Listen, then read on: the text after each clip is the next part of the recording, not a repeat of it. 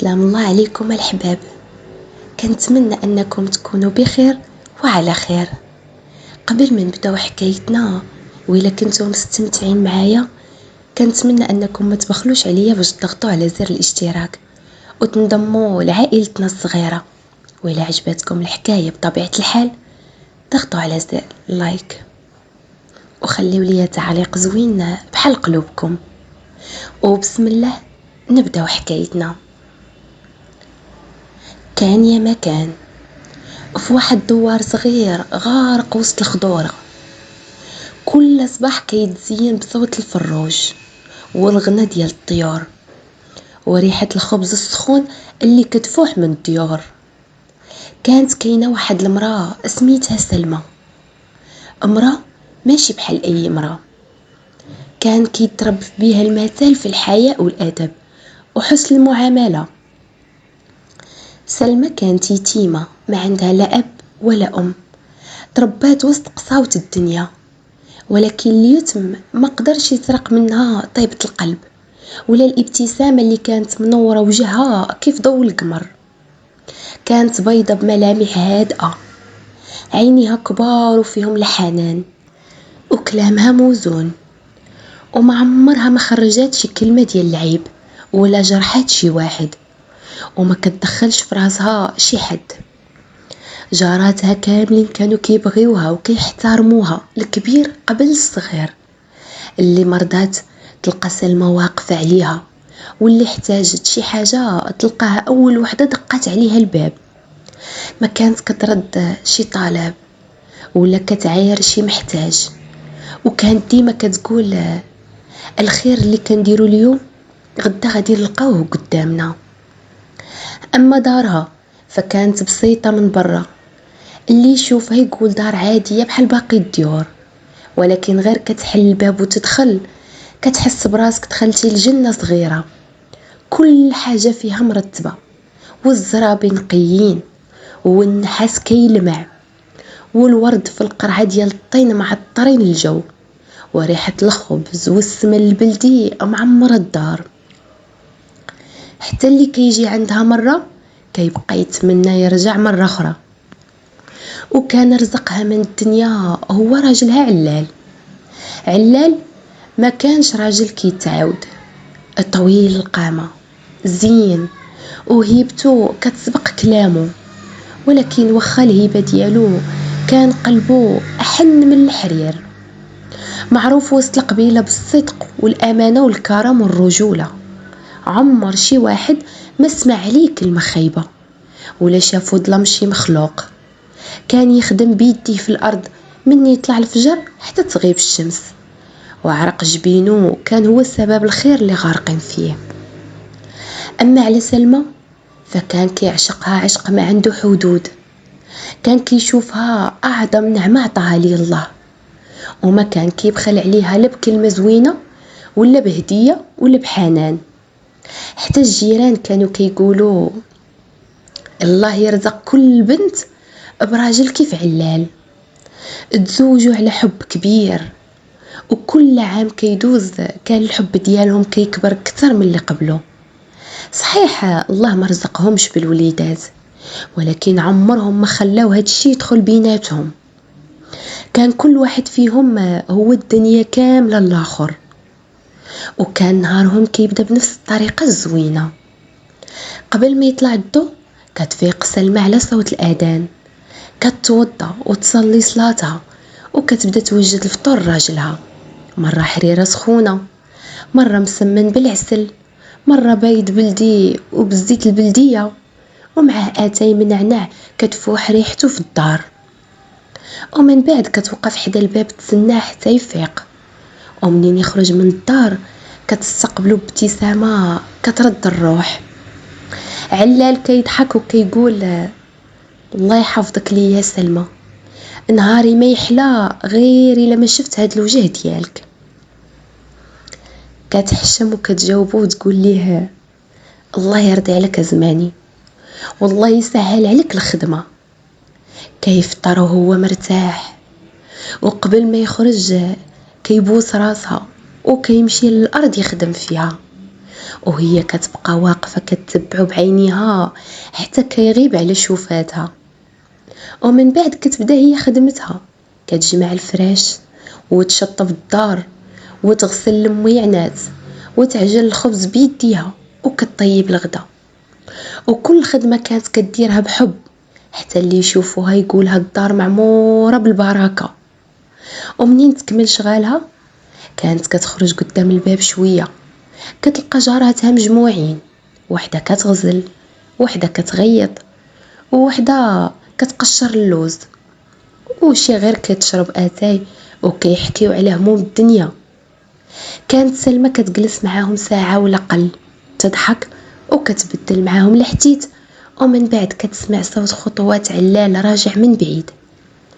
كتجمع الوقفة وكتدخل لدارها، كتوجد ليه الماء باش يغسل يديه وتحط ليه الغداء وهو مازال ما وصلش للباب. ولكن الايام ما كتبقاش ديما كيف ما بغينا. مع مرور الوقت بدا شي احساس غريب كيكبر في قلب علال. ما كانش شك وما كانش سوء الظن، ولكن كانت غيرة كبيرة، غيرة زايدة على اللزوم. كان كيغير على سلمى حتى من نسمة الهواء اللي كدوز من حداها. ما كانش كطيق يشوفها واقفة قدام الباب ولا كتضحك مع الجارات، ولا شي راجل يدوز ويسلم عليها واخا غير سلام عادي. في كل مرة يرجع من الخدمة ويلقاها جالسة مع العيالات كيتبدل وجهه، ولكن كيسكت وما كيقول والو، ولكن عينيه كانوا كيهضروا كتر من لسانه. وسلمى بذكائها بدات كتحس باللي شي حاجة تبدلات. الضحكة اللي كانت كترسم وجه علال كل نهار بدات كتولي قليلة، والنظرة اللي كانت عامرة حب تخليها الخوف ما كانتش فاهمة سبابه. دازت الأيام وكل نهار كانت الغيرة ديال علال كتكبر شوية على شوية، بحال النار اللي كتبدا بشرارة صغيرة ومن بعد كتاكل كل ما لقات قدامها. في الاول كان غير كيقول ليها وبهدوء: سلمى، الا كملتي خدمتك دخلي لدارك، ما كاينلاش تبقاي واقفه بزاف برا. اويلي علال، على انا كنبقى واقفه تمايا مشاركه الغا؟ راه غير كنبدل الهضره مع الجارات شويه، راه ما كنخرجش بعيد وكنبقى غير واقفه قدام الباب. ايها سلمى، انا عارف، ولكن انا ما كيرتاحش قلبي الا كنتي داخله لدارك. كانت كتضحك وتقول في خاطرها وهذه غير من كثرة المحبة ليا. ولكن مع الوقت ولا الامر مختلف. الا دقات شي جار الباب كان علال كيوقف يسمع شكون جا وعلاش جا واش بغى. وإلا طولت الجارة غير 5 دقايق في الدار تلقاه خارج كيمشي قدام الباب، مرة يطلع الكرويلة ومرة يهبط ومرة يشوف من الشرجم، وقلبه ما كيهداش حتى كتخرج. وسلمى كانت كتقول ليه: علال، هادي راه غير خديجة جارتي جات تسلف من عندي شوية الخميرة. انا راه ما قلت لك والو سلمى، ولكن خليها غير تاخد اللي بغات وتمشي، ماشي كل نهار تجي وتبرك معاك وتطولوا الحديث والهضره. وكانت كتسكت حيت ما بغاتش تخلق المشاكل بينها وبين راجلها. وحتى الجارات بداو كيردوا البال. ونهار كانوا العيالات مجموعين قدام الباب، نقزات واحدة منهم وهي كتشوف سلمى وقالت ليها: سلمى، اش بيه علال؟ وعلى مالو ما بقى كيعجبو يشوفك معانا ولا شنو؟ لا لا جارتي، راه غير كيغير عليا شويه، ما تديوش عليه. الغيره زوينه، ولكن الا زادت على حدها كتولي بحال القفص، ردي بالك سلمى. ضحكات سلمى معاهم، ولكن هاد الجمله بقات كترن في ودنيها النهار كامل. اما علال فكان من جهته ما كيشوفش راسو غلط، كان كيقول بينه وبين راسو: هاد المرأة هي اغلى حاجة عندي في الدنيا، وما عندي لا ولد ولا بنت غير هي. الا ضاعت مني حياتي كامله غادا تضيع. خاصني نصونها ونبعد عليها اي حاجه تقدر تاذيها. وكان مقتنع باللي اللي كيديرو كله من الحب. كل نهار قبل ما يخرج ليه الحقل كيقول ليها: أسلمى، الا احتاجيتي شي حاجه قوليها لي وانا نجيبها لك. ما خاصك لا سوق ولا دوران، بركي في دارك. الله يخليك ليا يا زماني، ولكن راه الانسان كيحتاج حتى يهضر مع الناس شويه. وكيشوف فيها وكيبتسم ولكن ما كيقول والو. وفي واحد النهار كانت الشمس دافيه والجو زوين والجارات كاملين مجموعين قدام كيشربوا اتاي وكيضحكوا. سلمى كملات خدمتها بالزربه ومسحات يدها بالفوطه وخرجت جلسات معاهم.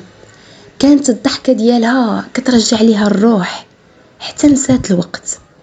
واحد شويه بان ليها علال من اخر الزنقه راجع من الارض قبل الوقت. غير شاف سلمى جالسه مع العيالات اللون تبدل ليه في وجهه. سلمت على العيالات ودخلت للدار بالزربه. سلمى اول ما شافته عرفات اشنو بيه. حطات ليه الماء يغسل يديه، ولكن هاد المره هادي ما كانش كيف العاده. بقى ساكت بطريقه خلات قلبها يخفق.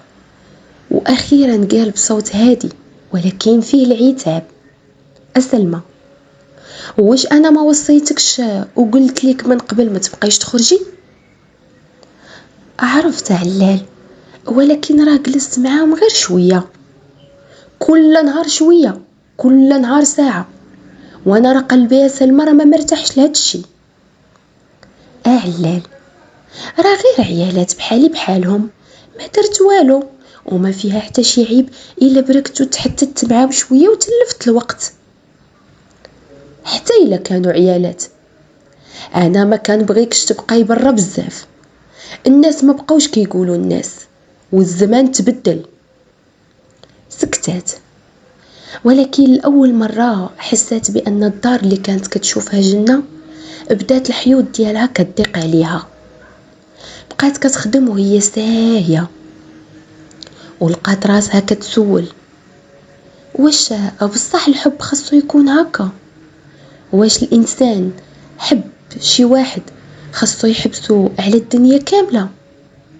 وكانت كتستغفر الله مباشره على هاد الافكار، ولكن كان كل نهار كترجع ليها. ومن نهار لنهار بدا قلب سلمى كيعمر بكلام عمرها ما كانت كتفكر فيه.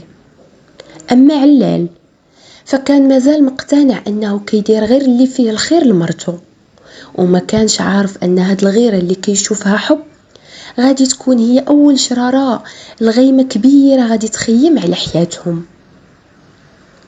ومن بعد داك النهار تبدلات بزاف ديال الحوايج، ولكن تبدلات بشوية حتى واحد ما كان يقدر يحس بها غير سلمى. ولاتي الا بغات تخرج قدام الباب كتبقى تقلب يمين وشمال قبل ما تجلس، وإلا سمعات خطوات علال راجع من الارض كتوقف دغيا وكتمسح يديها وكتدخل للدار بحال شي بنيه خايفه من الاستاذ ديالها. حتى الجيران ديالها لاحظوا التغيير. قالت خديجه وهي كتكب كاس ديال اتاي: أسلمى، مالك ولات الجلسه ديالك قصيره؟ زمان كنتي كتكمليها بالضحك، دابا غير كتشوفي الطريق وكتجري. لا والو يا جارتي خديجه، راه غير الاشغال ديال الدار ما كتسالي وكثرات عليا هاد الايام. ولكن الجارات كانوا عارفين باللي هادي ماشي هي الحقيقه. كان علال كل نهار كيزيد يتعلق بسلمى اكثر من اللي قبل. الا خرج للارض يبقى بالو شاد في الدار، وإلا سمع شي واحد كيقول شفت مرتك قدام الباب كيحس بشي حاجه كتعصر ليه في قلبه. ما كانش كيشك فيها، حاشا ولله، كان واثق فيها ثقه عمياء وعارف مزيان مرته اشنو كتسوى، ولكن كان خايف من الدنيا ومن الناس ومن كلام الناس. وكان كيقول في خاطرو الوردة الجميلة خاصها تبقى موصونة، واللي كيحب شي حاجة كيحافظ عليها. ولكن ما كانش عارف أن الحفاظ إلى زاد على حده كيولي حبس. ونهار من نهارات شاع خبار في الدوار كامل. جارتها لاله فاطمة اللي كانت ساكنة غير 2 ديور على دار سلمى، رزقها الله بولد من بعد 7 سنين ديال الصبر. الدوار كامل فرح بيها، والعيالات بداو كيجيبوا الكادوات، واللي كطيب الصفوف، واللي كتوجد الحليب، واللي غادا تزغرت وتبارك ليها. حتى سلمى فرحات من قلبها، دخلت لبيتها وحلت الصندوق اللي كانت كتخبي فيه الحوايج الزوينين، خرجت قفطان بزيط ولكن غزال، سرحات شعرها وتعطرات بشوية ديال المسك، ووجدات هدية صغيرة كانت مخيطاها بيديها الوليد الصغير. وقفت قدام المراية وابتسمت، من مدة طويلة ما حسات بهاد الفرحة، وقالت بينها وبين راسها ايوا نمشي نبارك ليها ونرجع، راه فرحة ما كتجيش كل نهار، وضروري من شارك جارتي فرحتها. وفي هاد اللحظة دخل علال للدار، شافها لابسة ومقادة والهدية في يديها، وقف وعينيه خرجوا من بلاصتهم وقال ليها افين غادية؟ ايوا على سلامتك علال، مزيان نيت اللي جيتي. انا غادية نمشي غير عند لاله فاطمة، راه ولدات اليوم، تبارك الله ما شاء الله، رزقها الله بواحد الوليد ما يكون ان شاء الله في سعدنا. ها انت زماني غنمشي غير نبارك ليها ونرجع. سكتات ولا واحد الثقيل تقيل في الدار، ومن بعد لحظة قال ليها بواحد الصوت هادي ولكن ما كيقبلش النقاش، لا سلمى ما غادش تمشي، غير سيري تبركي بحالك، ما كاين لا هدية ولا سبوع. تجمدات سلمى بلا ما تنطق، وكان كيحساب ليها غير كيضحك معاها. ضحكات وقالت ليه انا مزاوقه فيك علال، غير ساعه نمشي نضحك مع العيالات ونبارك لاله فاطمه ونرجع. راني قلت لك لا الشريفيه، سيري تجلسي، ما عندك فين تمشي. علاش؟ راه الدوار كامل غادي والعيالات داخلين خارجين من عندها، الدوار كامل حر في راسه، وانا مسؤول عليك غير انتي، وما خاصكش تمشي ولا تهرسي هدرتي. حشومة عليك علال، فاطمة راها جارتي وعشرة العمر بيناتنا طويلة، وإلا ما مشيتش راه غادا تتقلق عليا. اسمعي سلمى، غادي نقول لك هاد الهضره وما غاديش نعاودها، الا كانت جارتك بصح وكانت كتبغيك غادي تعرف باللي راجلك ما بغاكش تخرجي. حسات سلمى بحال شي حاجه ثقيله هبطات فوق صدرها، شافت القفطان اللي كانت فرحانه بيه قبل شويه ولات ما قادره حتى تشوف فيه. حيدات الحيك بشويه ورجعت الهديه لبلاصتها وبدلات حوايجها وجلست في واحد القنت من الدار ساكته. اما برا كانت الصغاريت معمره الدوار، والضحك ديال العيالات كيوصل حتى لدارها، وهي كل صغريته كانت كتسمعها كانت كتحسها بحال الشوكه كتدقها في قلبها. ومن داك النهار بدا الصبر ديال سلمى كينقص شويه بشويه، وبدات كتسول راسها سؤال ما عمرها ما خطر ليها من قبل، واش الحب اللي كيحبس الانسان على الدنيا يبقى حب؟ دازت 3 ايام على الولاده ديال لاله فاطمه، وكل نهار كانت كتسمع الزغاريت والشطيح ديال العيالات وتشوف العيالات داخلين خارجين بالهدايا، وهي غير واقفه من ورا الشرجم كتطلع عليهم من بعيد وكتنهد. عمرها ما كانت كتمنى شي حاجه قد هاد النهار، غير تخرج ساعه تبارك لجارتها وترجع للدار.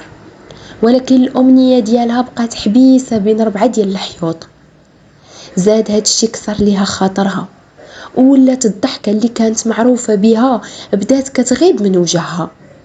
حتى الجارات اللي كانوا كيدوزوا من قدام الدار ولاو كيشوفوا الشرجم مسدود والباب ما كيتحلش بحال قبل. قالت خديجة لوحدة من العيالات: والله ما بقاتش هذه هي سلمى اللي كنا كنعرفو، الله يدير ليها تاويل ديال الخير. اما علال فما كانش شاعر باللي مراته كتدبل قدام عينيه. كان كيرجع من الارض كيف العاده ويلقى الماكله موجوده والدار نقيه والحوايج مصبنين ومغسولين ومطويين وكل شيء مرتب. ولكن الحاجه الوحيده اللي تبدلت هي وجه سلمى، ولات ساكته، ولا الضحك فيه قليل، ولا عينيها فيهم واحد الحزن اللي ما كيهدرش. وكان كل مره كيسولها وكيقول لها: مالك سلمى؟ واش عيانه؟ ياك ما خاصك شي حاجه وما جبتهاش لك؟ لا علال، الحمد لله ما خاصني والو. وكان كيصدقها لانه عمره ما تصور ان اللي موجعها هو بنفسه. وفي واحد العشيه كان الجو هادي وعلال راجع من الخدمه مع الغروب. دخل للدار ولقاها موجده ليه العشاء، ولكن هي ما كانتش كتضحك كيف العاده. جلس وهو كيشوف فيها وقال لها: سلمى، مالك تبدلتي؟ ايوا تكلمي. تخنقت علال، تخنقت بين هاد الحيوط. شنو كتقصدي؟ جاوبات وهي كتحاول تمسح دموعها. اتخنقت بهاد العيشه، واتخنقت من هاد الحبس، واتخنقت من هاد الخوف، واتخنقت من كل مره نبغي ندير شي حاجه عاديه ونلقى راسي ممنوعه. كيفاش تخنقتي؟ واش انا حابسك؟ ايه انت حابسني. سلمى، انا راه كنبغيك وغير كنخاف عليك. حتى انا علال كنبغيك، ولكن راه الحب ماشي هو نسد عليا البيبان. انا راه ما حرمتك من حتى حاجه يا سلمى، الله يهديك. حرمتيني يا علال من الناس ومن جاراتي ومن الفرحه ومن الخروج. حتى الا بغيت نبارك لشي وحده خاصني نستأذن، وفي الاخر كتقول لي لا. واش بغيتيني نبقى غير بين هاد الحيوط حتى نموت؟ سلمى، واش هادوك العيالات ولاو عندك اهم مني انا؟ لا علال، حتى شي حاجه ما تجي بلاصتك، ولكن راه الانسان محتاج انه يتنفس، محتاج انه يهدر ويضحك ويبدل الجو. راه انا ما طلبت حتى حاجه كبيره. ايه الى هاد الدوار كامل غادي يبعدك عليا. ايوا بلاش بيه نيت. وهنا سلمى ما بقاتش قادره تحبس دموعها. هبطت الدموع على خدها وقالت بحرقه: والله حتى وليت كنحس براسي بحال الطير مقصوص ليه الجناح، كيقدر يشوف السما ولكن عمره ما كيقدر يطير. وهنا ولا السقيل في الدار. اول مره يعلى الصوت بيناتهم، اول مره ينعس كل واحد وقلبه عامر بالهم. علال خرج للسطح باش يبرد على راسه، وسلمى دخلات البيت وسدات عليها، رمات راسها فوق المخده وبقات كتبكي بحرقه حتى تورموا عينيها. وبين كل دمعه ودمعه كانت كتقول: انا كنبغيه وكنحبه، والله العظيم الا كنحبه، ولكن ما بقيتش قادره. واش نبقى صابره ولا نطلب الطلاق ونرجع نعيش حريتي؟ كتخاف من الفراق، ولكن كانت كتخاف كتر انها تضيع نفسها وهي باقيه معاه. تكات على الشرجم وهزات عينيها للسما. كانت الليله ساكته بواحد الشكل غريب، لا صوت الا صوت الريح وهي كتحرك الوراق ديال الشجر، وواحد شوية سمعت صوت ديال الجناح كيخبطوا بخفة فوق الشرجم.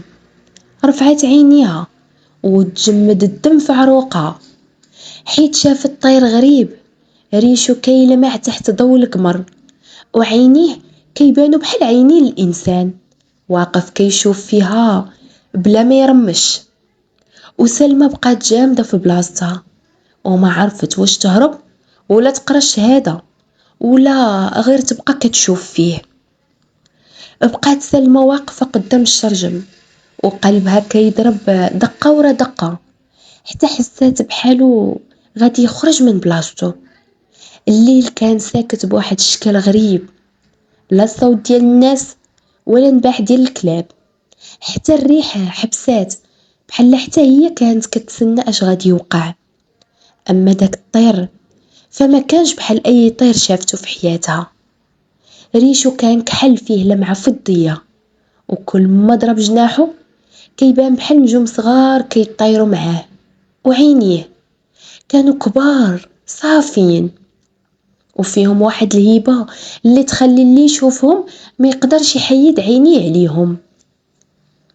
بقى كيشوف فيها وهو ساكت، وسلمى رجعت خطوة اللور وقالت بصوت راجف: أعوذ بالله من الشيطان الرجيم. واحد شوية حرك الطير راسو بشوية وحل منقارو وقال بصوت هادي واضح بحال صوت شيخ كبير: ما تخافيش، انا ما جيتش نضرك. سبحان الله العظيم، طير وكتهضر كيفاش؟ بسم الله الرحمن الرحيم. ما تخافيش يا سلمى، الدنيا عامرة بالاسرار وماشي كل شي كيبان للعين. قربي، ما عندك مناش تخافي، وقولي لي علاش دموعك عامرين هاد الليلة؟ وغير سمعت هاد السؤال قلبها اتفرقع بحال كان كل شي مخبي فيه. جلسات حدا الشرجم وتكات راسها على الحيط وبقات كتحكي. حكات لي على طفولتها اللي دوزاتها وهي يتيمة، وعلى الحياة القاصحة اللي عاشتها وهي صغيرة، وعلى كيفاش لقات في علال السند والحنان اللي عمرها ما عرفاتهم. وحكات لي حتى على الحب الكبير اللي كيجمعهم. ومن بعد حبسات شوية وتنهدات وقالت ليه: ولكن هاد الحب ولا خانقني، ما بقيتش كنحس براسي حرة، بغيت نعيش بحال قاع العيالات، نخرج ونضحك ونفرح ونجلس مع الجارات ساعة ونرجع، والله ما بغيت لا فساد ولا قلة الحياة والآداب.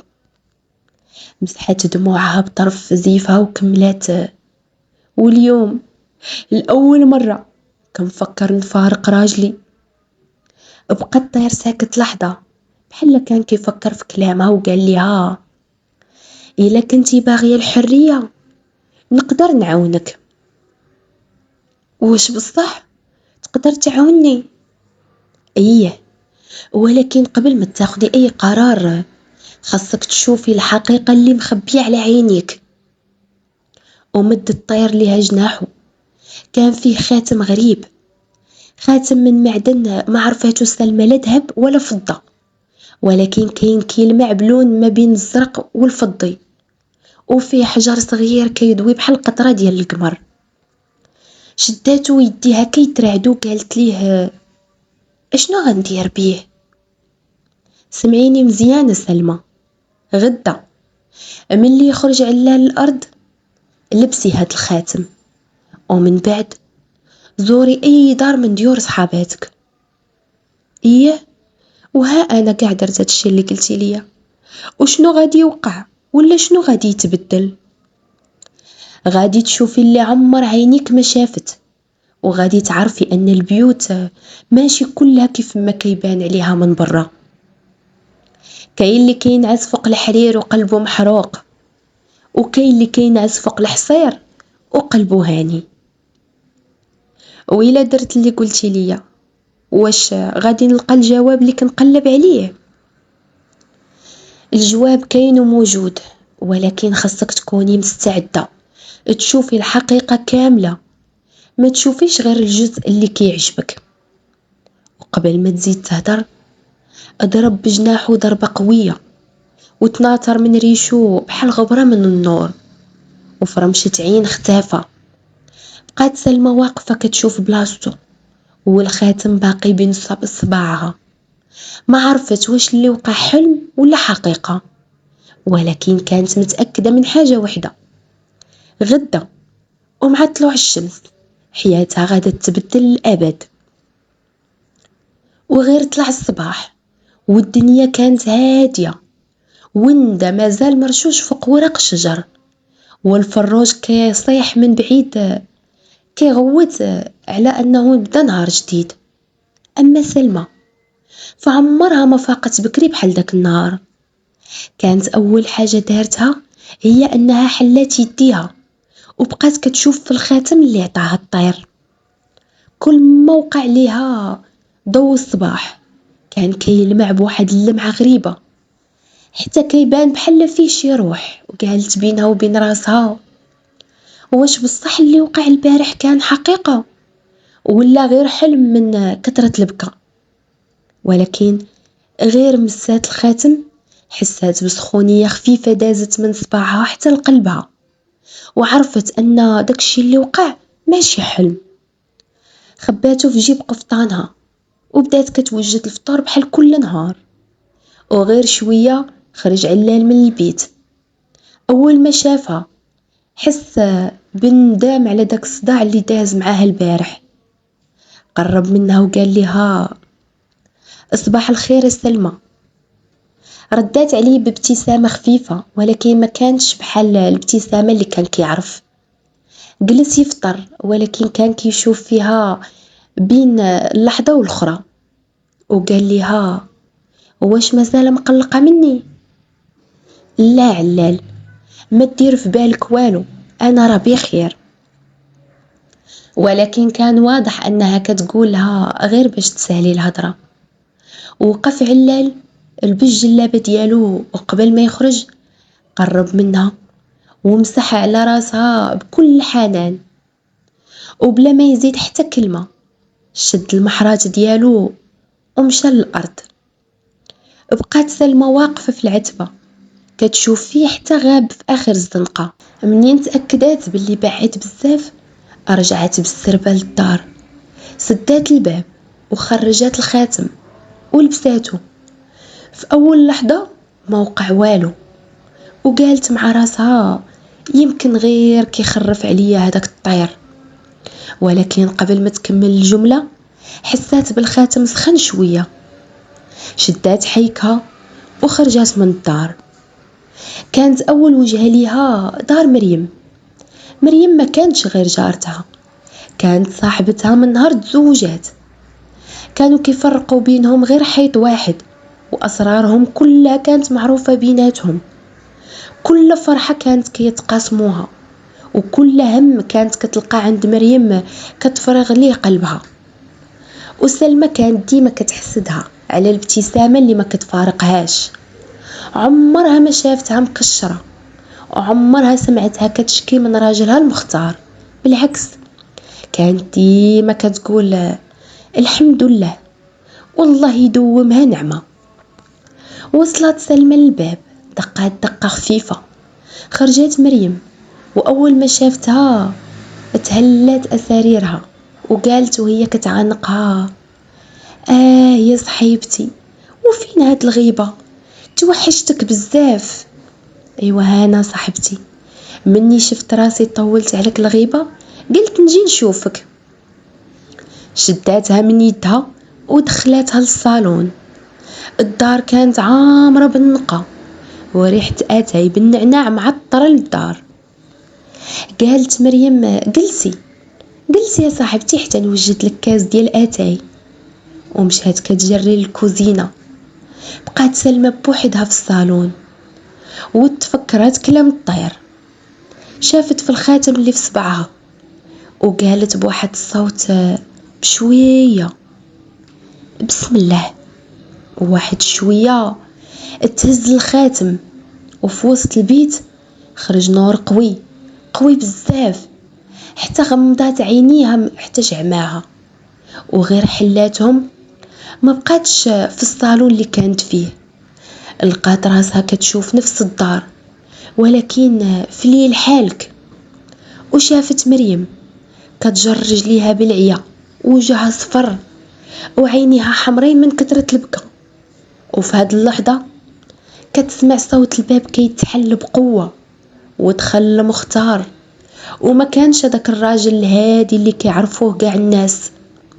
دخلوا هو دايخ، وريحة الشراب فايحة منه، وعينيه حمرين ولسانه تقيل. بدا كيغوت بلا سبب ويهرس كل حاجة لقاها قدامه. وسلمى بقات واقفة ما قادرة لا تتحرك ولا تهدر، وعرفت انها ما بقاتش كتشوف الواقع، ولات كتشوف السر اللي مخبيه داخل هاد الدار. بقات سلمى واقفة وسط داك النور، عينيها مفتوحين على اخرهم، وما قادرش تستوعب واش اللي كتشوفه حقيقة ولا غير حلم. كان كل شي قدامها واضح، بحال الا هي واقفة وسط الدار، ولكن حتى واحد ما كان حاس بوجودها. دخل مختار وهو دايخ، جلابته موسخة وعيني غارقين وحمرين، وريحة الشراب سابقاه. ازدح الباب بقوة ورمى عمامته في الأرض، وبدا كيغوت كيقول لمريم فين الماكلة، وكشاكشو خارجين. خرجت مريم من الكوزينة وهي هازة الطاجين بيديها، وعلى وجهها نفس الابتسامة اللي ديما كتشوفها فيها سلمى. وقالت ليه بشوية: ها انت المختار، انا وجدتو ليك، غير جلس وانا نجيب ليك. وما كملاتش كلامها حتى دفع عليها الطابلة برجليه، وطاح الطاجين وتفرتت المرقة فوق الزربية. شهقات سلمى وحطات يدها على فمها، اما مريم ما قالت حتى كلمة. ركعات على ركبتها وبدات كتجمع في الطاجين المهرس، وهي كتقول له: الله يهديك المختار، ما تضيعش النعمة. ايوا المختار غير ما زاد تعصب، وشدها من دراعها بقوة حتى تقصحات، وقال لها: فلوسي فين الفلوس اللي خدمتي عليهم؟ قالت وهي عينيها عامرين بالدموع: راني خليت لك كل شي فوق الرف، وما خليت عندي حتى ريال. طلع جاب السرة وحسب الفلوس وحطها في جيبه، وخرج كيترنح وكيقول: إلا نقص ريال واحد راك عارف شنو غادي ندير ليك. سد الباب وراه وخلى الدار غارقة في السكات. بقات مريم واقفة بلا حركة. ايوا عاد اكتشفت ان المختار قمار وسكيري وغدار. من بعد هبطات شوية على رجليها، وجمعات الزاج المهرس ومسحات المرقة بحال حتى شي حاجة ما وقعات. سلمى كانت كتشوف والدموع كيسيلوا على خدها، وقالت: علاش ساكتة؟ علاش ما هربتيش؟ علاش ما عيطتيش على شي واحد يعاونك؟ ولكن بطبيعة الحال مريم ما كانتش كتسمعها. من بعد ما سالات نقية دخلات البيت صغير كانوا فيه جوج وليدات ناعسين. جلست حداهم وحضناتهم لصدرها، وبقات كتسمع على ريوسهم بحنان. واحد شوية انفجر البكا اللي كانت حابساه، بقات كتبكي بصوت مخنوق باش ما تفيقش وليداتها، وكتقول: يا ربي غير هاد الوليدات حفظهم ليا وصبرني عليهم.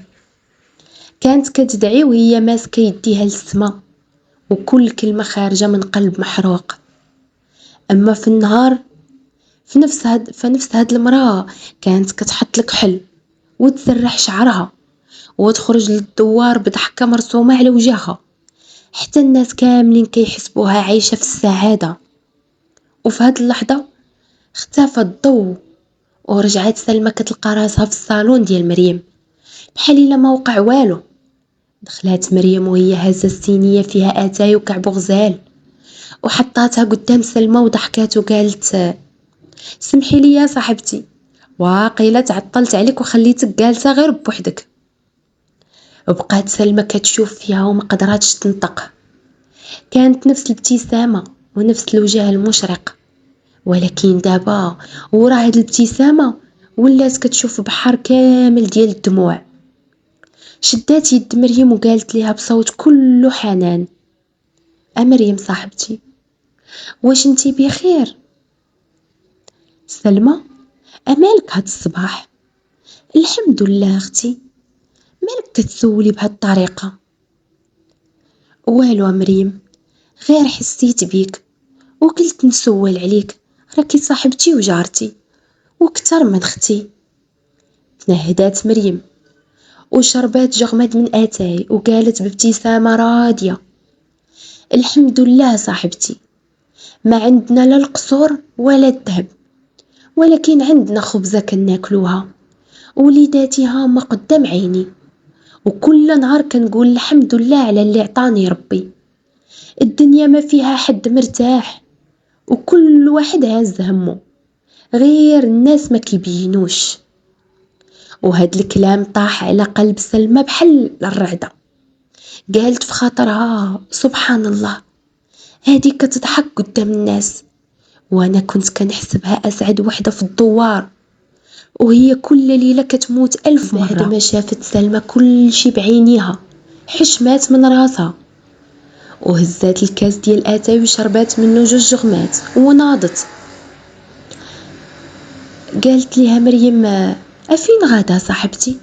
حنا يلا غادي نبركو ونتحتو، توحشتك، شحال هادي ما تحتت معاك. ابتسمت سلمى ابتسامة باهتة وقالت ليها: غادي نرجع عندك مرة أخرى، ادعيو معايا. خرجت من عندها وهي شاردة وقلبها عامر بالأسئلة، ولكن ما كانش عارفة أن اللي شافت عند مريم ما هو إلا البداية، وأن الدار الثانية اللي غادة تدخل ليها غادة تخليها تفيق على حقيقة كبر وقصى من هادشي اللي شاف. خرجت سلمى من عند مريم وخطواتها كانوا تقال بحال الا فوق رجليها جبال. الزنقة اللي كانت ديما عامرة بالضحك ولات ساكتة في ودنيها، حتى الصوات ديال الدجاج والضحك ديال الوليدات الصغار اللي كانوا كيلعبوا ما بقاتش كتحس بيهم. كانت غير كتفكر في كلام مريم: الدنيا ما فيها حد مرتاح وكل واحد هاز همه. بقات غادية وعينيها هابطين في الأرض حتى لقات راسها واقفة قدام دار الباتول. الباتول هادي كانت حكاية آخرى، في الدوار كامل ما كانش كاين شي وحدة بحالها. الضحكة ديالها كانت كتسبقها فين ما مشات، وصوتها العالي بالصغاريت كان كيعمر الأعراس والأفراح. إلا كان شي عرس الباتول أول وحدة كتوجد العروسة، وإلا كان شي سبوع هي أول وحدة كتنشط العيالات، كانت كتخدم عونية.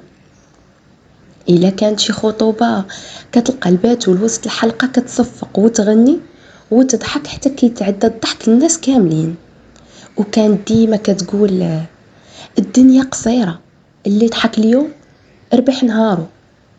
وهكا سلمى كانت ديما كتقول في خاطرها: الله يعطيها على قد نيتها، هادي باينة عليها عايشة مرتاحة، ما عندها لا هم ولا غم، طالقاها في يد الله.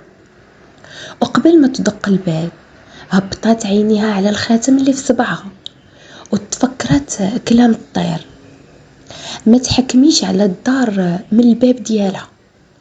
ودقات سلمى الباب وغير شوية وخرجت الباتول، وكيف العادة لابسة قفطان بسيط وشعرها مرتب والكحل في عينيها وضحكة كبيرة مرسومة على وجهها. غير شافت سلمى فتحت ليها دراعها وقالت ليها: اهلا بالغالية، وفين هاد الغيبة؟ دخلي دخلي، مرحبا بيك، والله الا توحشتك. دخلت سلمى وهي كتشوف فيها بنظرة مختلفة. جلسات في البيت، الدار كانت عامرة بالضحك ووليداتها كيلعبوا، والباتول ما خلاتش كلمة زوينة وما قالتهاش. قالت وهي كتكب اتاي: الحمد لله، الله دايرها بينا بخير. ولكن هاد المرة سلمى ما صدقتش اللي كتشوف بعينيها وبقات ساكتة حتى خرجت الباتول للكوزينة باش تجيب الحلوى. وهنا شدات الخاتم بيديها وتمتمات وقالت: يا ربي وريني الحقيقة. وواحد شوية بدا الخاتم كيسخن وخرج نفس النور القوي اللي شافته في دار مريم. غمضات عينيها من شدة القوة ديالو، وملي حلاتهم تبدل كل شيء، ولات الدار غارقة في الظلام. الباتول كانت واقفة في الكوزينة كتوجد العشاء، وجهها عيان ومقلق وعينيها باين عليهم العيا والتعب.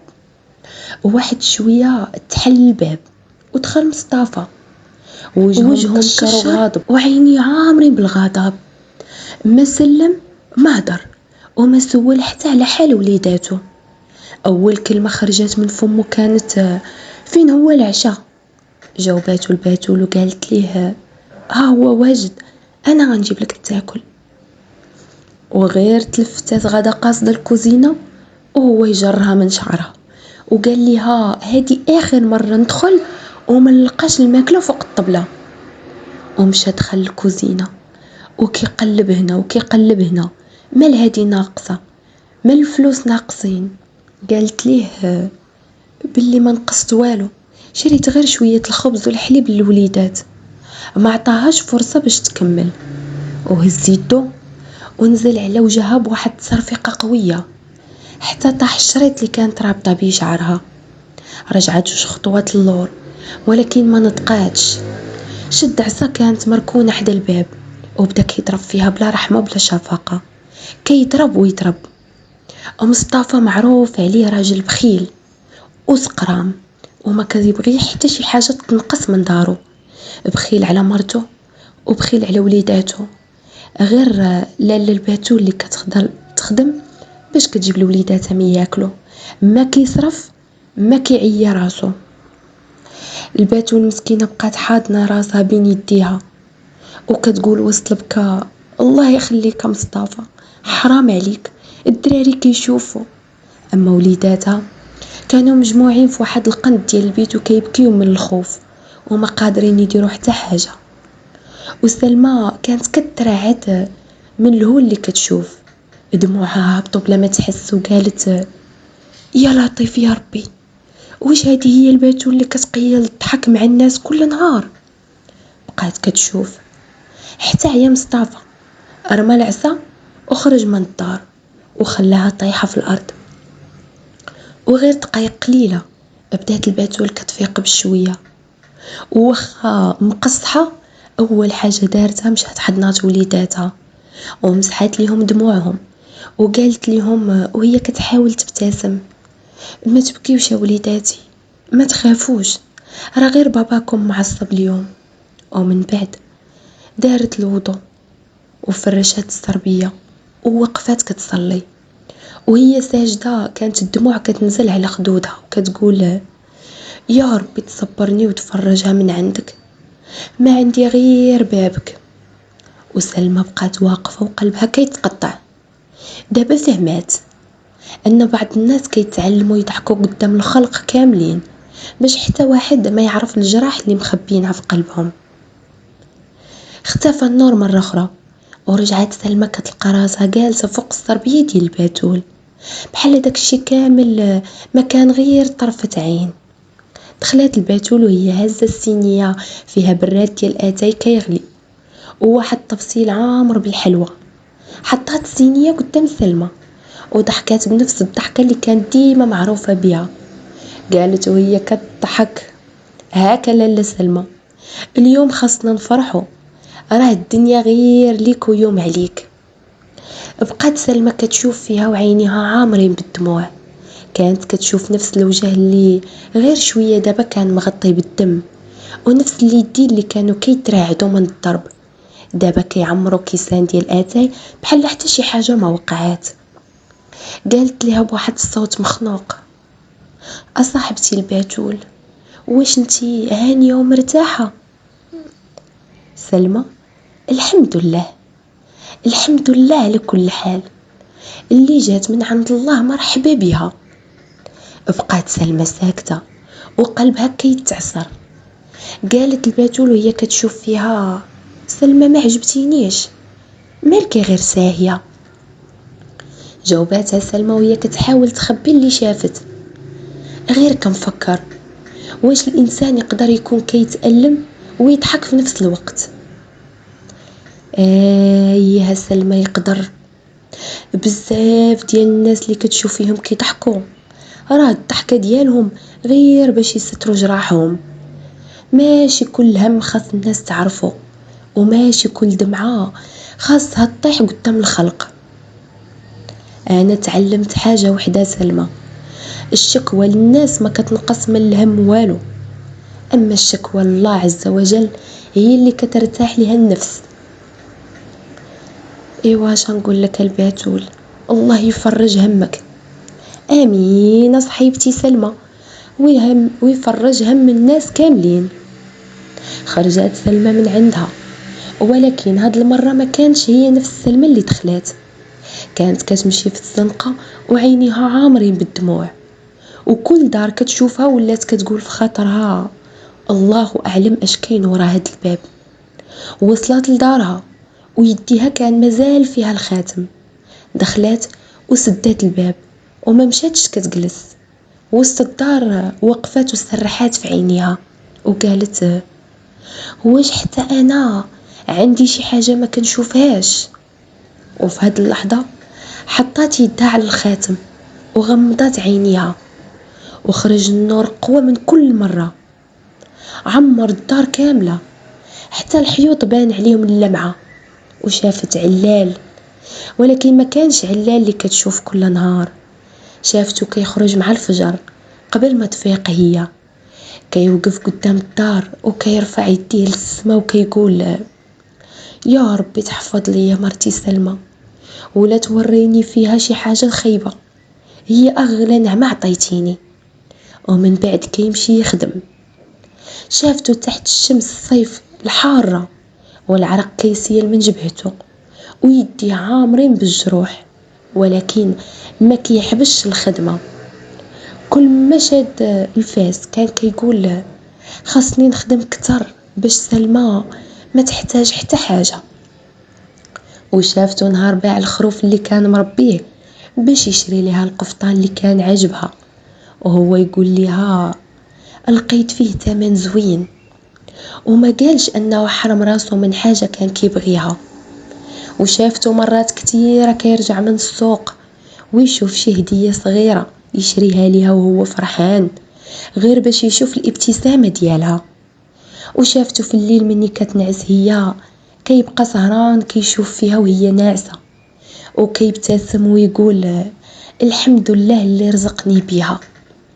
وواحد شويه بان مشهد اخر: علال جالس بوحده حاط راسو بين يديه وكيقول بحرقه: يا ربي غير سلمى ما تضيعش مني، كان غير عليها بزاف، وواخا عارف راسي زيدها ولكن كنخاف عليها اكثر من خوفي على راسي.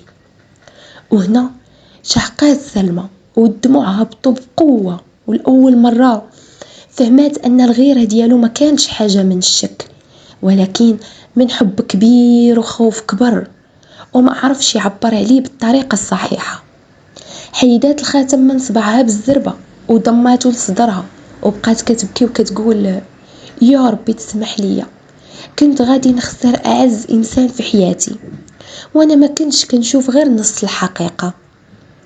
بقات سلمى جالسه وسط الدار والخاتم بين يديها ودموعها كتنزل بلا ما توقف. كانت كتفكر في مريم وكتفكر في الباتول، ومن بعد كتشوف صورة علال في خيالها وهو خارج مع الفجر كيكدح باش يجيب لها لقمة الحلال، وكيخاف عليها حتى من نسمة الهواء. وقالت وهي كتمسح دموعها: سبحانك يا ربي، كنت كنشوف غير اللي ناقصني وما كنتش كنشوف النعمة اللي عايشة فيها. وفي هاد اللحظة سمعت نفس الخفقة ديال الجناح، هزات راسها بالزربة ولقات الطير واقف فوق الشرجم كيف جاء أول مرة، ولكن هاد المرة ما خافتش منه، بالعكس قربت منه وابتسمت ابتسامة كلها امتنان وقالت: كنت باغية نقول لك كلمة. إيه يا سلمى، شنو هي؟ خود خاتمك، أنا ما بقى عندي ما ندير بيه. إيوا صافي، يعني لقيتي الحرية اللي كنتي كتقلبي عليها؟ إيه لقيتها، ولكن ماشي بالطريقة اللي كنت كنظن. كنت كنحسب الحرية هي أني نخرج وقت ما بغيت وندخل وقت ما بغيت، ولكن دابا فهمت أن الحرية الحقيقية هي راحة القلب، وراحة القلب ما كتشريها لا الدنيا ولا الناس. وعلال سلمى، علال خطأ والغيرة ديالو كانت زايدة وجرحاتني بزاف، ولكن شفت بعيني أنه كيحبني حب صادق، وخوفو عليا هو اللي عمى بصيرته، وغادي نهضر معاه ونفهمو اللي في قلبي، وهو حتى هو خصو يفهمني. هانتي دابا تعلمتي أول درس في الحياة، الحكمة على الناس من الظاهر ديالهم كيظلمهم سلمى، ولكن تفكري ديما كاين اللي كينعس فوق الحرير وقلبه عامر بالجراح، وكاين اللي كينعس فوق الحصير ولكن قلب مرتاح البال، وكاين اللي كيضحك قدام الناس وهو كل ليلة كيبكي حتى يطلع الفجر. فما عمرك تقارني حياتك بحياة غيرك، حيت كل باب مسدود كيخبي وراه حكاية ما كيعرفها غير الله. شكرا لك بزاف، والله ما غادي ننسى هاد الكلام ما حييت. هاك خاتمك. حطات لي الخاتم فوق جناحه، وفي نفس اللحظة اختفى الخاتم بحال إلا داب في الهواء، وضرب الطير بجناحه وطلع للسما، وقبل ما يغيب سمعت آخر كلمة قالها: شكر الله على نعمته، الرضا كنز ما كيلقاه غير اللي عرف قيمة اللي عنده. واختفى بين الغيوم، وما عمر سلمى شافته من بعد. وغير طلع صباح جديد، كانت أول مرة تفطر هي وعلال في سكينة. بقات كتشوف فيه وهو كياكل واستغرب وقال ليها: مالكي كتشوفي فيا هكا؟ والو علال، غير بغيت نهضر معاك. حط المعلقة وسمع ليها، حكات ليه كل اللي كانت حاسة بيه، وكيفاش الغيرة ديالو خنقاتها، وكيفاش كانت محتاجة غير شوية ديال الثقة وشوية ديال الحرية، وما كذباتش عليه ولا خبات دموعها. أما علال فبقى ساكت وعيني عامرين بالندامة. شد يدها بين يديه وقال لها: سمحي لي يا سلمى، والله ما بغيت نقلقك، كنت كنحسب باللي كنحافظ عليك وما حسيتش اني كنت كنضيق عليك. وحتى انا علال خصني ما نقارنش حياتي بحياة الناس. ومن داك النهار تبدلوا بزاف ديال الحوايج. علال بقى كيغير على مرته، ولكن ولا كيوازن بين الحب والثقة. وسلمى بقات كتخرج تزور جاراتها، ولكن ديما كترد لدارها وهي فرحانة وعارفة أن راجلها كيتسناها بقلب عامر بالمحبة.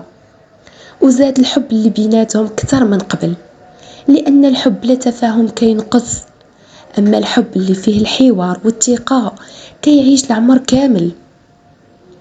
ايوا احبابي، بغيت غير نقول لكم ما عمركم تحكموا على حياة الناس من الضحكة اللي كيبانوا بها، لأن كل دار عندها سر، وكل قلب عنده وجع ما كيبانش. وقبل ما انت تتمنى حياة غيرك، احمد الله على اللي عطاك، وحاول تصلح اللي عندك بالحوار، حيث الرضا نعمة والثقة هي الأساس اللي كيبني أي بيت سعيد. وهكا حبابي كتكون سالات حكايتنا، كنتمنى تكونوا تمتعتوا معايا، وحكايتي مشات من واد لواد، وانا بقيت باركه مع بنات ولاد الجواد. ونتلاقاو ان شاء الله في حكايه جديده.